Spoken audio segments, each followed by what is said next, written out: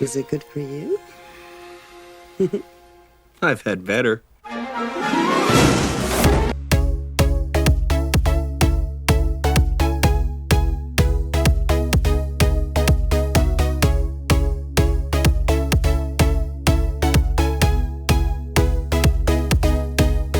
Hello and welcome to Default, a site where we take on everything by default, and tonight we are going to be featuring a new installment of our first time series. We'll be discussing our first flirtations with major movie stars or directors and the influence they gave us and how we thought that their work developed over time. Tonight we'll be talking about one Jean-Luc Picard, not JL, Jean-Luc Picard, Captain. Why Demos? Why so angry? Played by Patrick Stewart.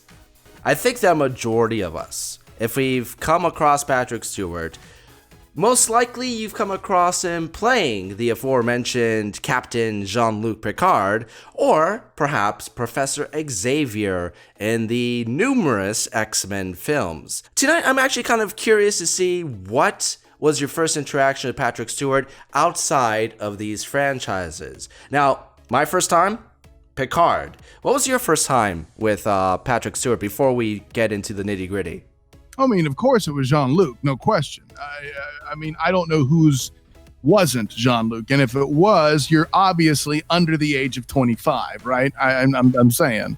Well, you know, him as Xavier is not a bad way to start. No, and actually, I would say, while Jean-Luc's definitely my first time, I think the one I was most excited to go see at the box office when I heard it was the case was, in fact, Sir Patrick Stewart playing Dr. Charles Xavier. I can easily say that the first time I saw him outside of that role, any of those roles, was in a very short appearance, a cameo, but a cameo riffing on the great Sean Connery with his brief appearance in Robin Hood Men in Tights. All the toilets in the neighborhood or in the kingdom shall be called John's. Yes, absolutely. If there's anybody to step into the shoes of Sean Connery, whose name isn't Bruce Campbell, it's Patrick Stewart. You know, for me, the first cinematic thing that I saw with him, granted, I said Charles Xavier was the first one I was excited for, but I'm not going to forget when my dude was intimidating Jerry and Alice throughout this particular movie. I think this falls well before Mel Gibson being anti-Semitic and well after Julia Roberts was a pretty woman. And the title alone could get you banned from YouTube. And the title alone could very well get us demonetized if we weren't already. And of course, this is conspiracy theory. And I had my mind blown. Whoa, Jean-Luc Picard's a baddie? What the hell's going on right now? You know, but it was good. I mean, he got his nose bit like a champion. So there's that. Bet you never thought you'd have to use that clip, huh, Demos? Well, you know, that was the first non-Star Trek movie with Patrick Stewart that I saw in theaters. And I think my biggest annoyance was I finally see Patrick Stewart playing a major role in something other than this character. And he has a fireball on his face the whole time. Yeah, right? I mean, but again, that's all Jerry's fault. The thing about Robin Hood Men in Tights that really stood out to me was the first time I ever saw Patrick Stewart play a comedic role. Now, nowadays, he's kind of known for voicing a lot of characters in Seth MacFarlane productions, etc. Every time they bring back or want to make fun of Picard, Patrick Stewart is the first guy there. He voices somebody in American Dad, etc. Now I think everybody's really familiar with some of his skits, including his most famous, arguably his most famous skit on Extras. Even before she can get her knickers on, I've seen everything. You know, I've seen it all. Okay.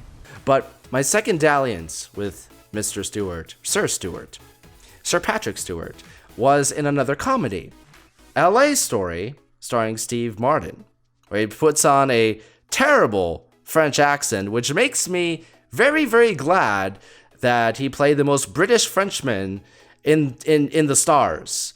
The most British Frenchman since Disney's Beauty and the Beast animated movie, right? No, I can see that. My first foray into his comedy effort since I hadn't seen L.A. Story was actually one of the Family Guy clips where he goes, "Wolf's head looks like a fanny," you know. And that wasn't bad, actually. He sounds a lot like Deckard Cain now that I think about it from the Diablo series. Anyway. From there, I saw him in a lot of other films, bigger films where he had smaller parts, such as Excalibur or Dune, Life Force, or there was one film that he did in the 90s, and I actually had to look up its name because I saw this pretty much the same year. It came out the same year as Conspiracy Theory, and I remember seeing it on HBO, so I probably saw it like the year after, and it struck me as one of the strangest, terrible exercises in filmmaking I'd ever seen. It was a film called Masterminds.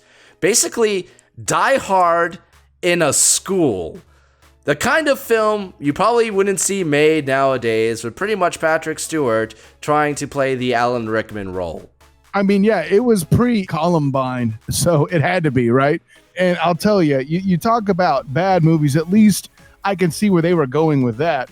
When you get to the bad of the bad in Patrick Stewart's comedy foray, there's nothing that beats him playing the illustrious character known simply by a single word, poop, in the Emoji Movie. Oh, God. Yuck! Tobacco!